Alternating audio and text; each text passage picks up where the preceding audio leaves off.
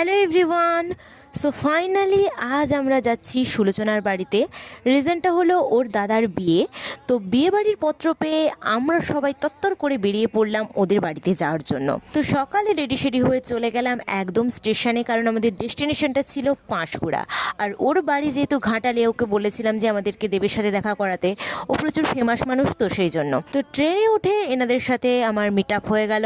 আর এইগুলো হচ্ছে আমাদের লাগেজ। আমরা শুধু বিয়ে বাড়িতে যাই সাজুগুজু করতে আর খাওয়া দাওয়া করতে। এত লাগেজ দেখে যদি বিয়ে বাড়ির বর পালিয়ে যায় সেটা আমাদের দোষ নয়। যাই হোক, যেতে যেতে আমাদের কিছুটা খিদে পেয়ে গেছিলো, সেই জন্য সায়নী তার ভান্ডার থেকে একটা কেকের প্যাকেট বের করে আমরা সবাই কেক খাওয়া দাওয়া করলাম। তারপর পাঁশকুড়া আসতে যাই, সেই জন্য আমরা উঠে পড়লাম। আর ফাইনালি আমরা পাঁশকুড়া পৌঁছে গেছিলাম। তো পাঁশকুড়াতে পৌঁছানোর পর আমরা সুলোচনাকে অনুসরণ করতে করতে এগিয়ে যাচ্ছিলাম। আর পিছনে একটা ব্যক্তি আছে যিনি আমাদেরকে ক্যাপচার করছিল।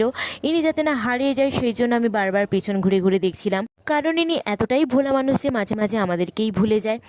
যাই হোক, তারপর আমরা সিঁড়ি থেকে নেমে কিছুক্ষণ দাঁড়ানোর পর, নিজেকে ক্যাপচার করার পর আমরা গেছিলাম মিও আমরে কিছুটা খাওয়ার জন্য, কারণ আমাদের আবার খিদে পেয়ে গেছিলো।